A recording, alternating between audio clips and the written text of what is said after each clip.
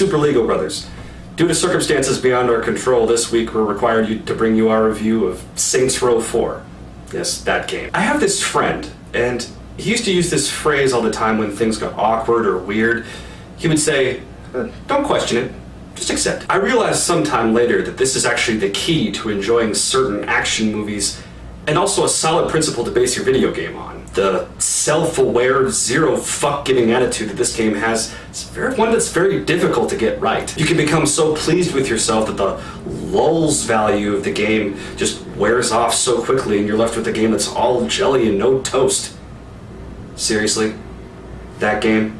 Get that out of here. I like that it's basically got a contrived excuse to allow you to do things that in other open world games you would need cheats to do. Making the player feel at ease having these powers in the game sort of breaks that taboo about cheating in video games. This is where I feel that Volition has really tapped into something remarkable. You feel that nothing is impossible in the game because of these superpowers that you have, and once you rid yourself of that fear of your character dying, you can pretty much try whatever you want. In fact, several of the game's early missions allow you to do things that would look like weird glitches in other games.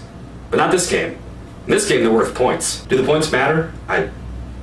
They do? Okay. My lawyer has informed me that the points actually do matter in this game. As an open world game, Saints Row 4 offers no shortage of side missions, challenges, and other opportunities for general shenanigans. The story is there to provide structure to this game, but you could spend hours and hours wandering around in the game doing random stuff and not get bored, and also not progress with the story, and that's fine. Unlike realistic open world games that require you to have vehicles to make long treks across the map, this game just dispenses with that altogether and lets you basically run and jump over everything. I haven't gotten bored yet just running and jumping through the city for hours, doing just that, running around. I mean, any game that can make travel between levels as entertaining as...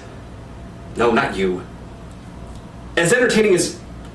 Jesus, never mind. So there's lots of content here that doesn't get old. A completionist type game with a decent story, satisfying gameplay, chuckle-worthy voice acting, decent graphics, and a shit ton of customization options.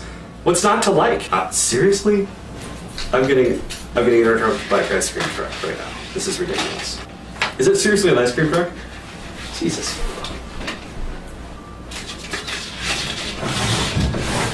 We're filming! It's probably partially because I'm playing this game on the PC that I found the vehicle controls a little chunky. I mean, the vehicles handle about as well as you'd expect any vehicle of the types that are in the game to handle, but in a game that handles so well when you're just running, being in a vehicle feels like something you don't want to do unless you're in a mission or something. And then you only spend a minimal amount of time in the vehicles and you forget how to turn or something like that and you just crash all the time. I really shouldn't even make this criticism because you can adjust the controls on the PC however you'd like, but I still don't think that would even help me. Cue nerds everywhere telling me I suck at video games.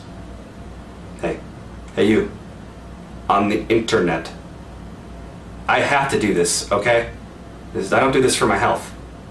So... shut your yapper. The only legitimately annoying as balls piece of gameplay that I encountered in the game was this side mission where you have to steal an alien hover ship. Yeah, I know, I didn't mention there were going to be spoilers, but trust me, this isn't really a spoiler. I got there, I got into the ship, and then I couldn't move. So I tried pressing every button I could, and nothing happened. So I got out, and I got back in again, still didn't work. So then I left the game, started the game back up, got back in, and it still didn't work.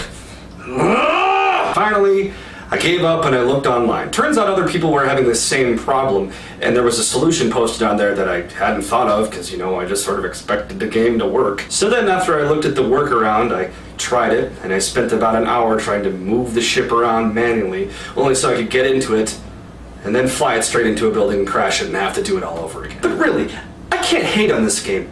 It's really deliciously satisfying in a juvenile sort of way. Alright, so I've been doing a lot of thinking, and I really think that Saints Row 4 deserves the 5 dubstep gun rating. Buy it, play it, do it now. So that's our court-ordered review for the week. Join us next week when the lawyers let us out to review Killer is Dead. Thanks for watching Super Lego Brothers. Now seriously, get the hell off my property.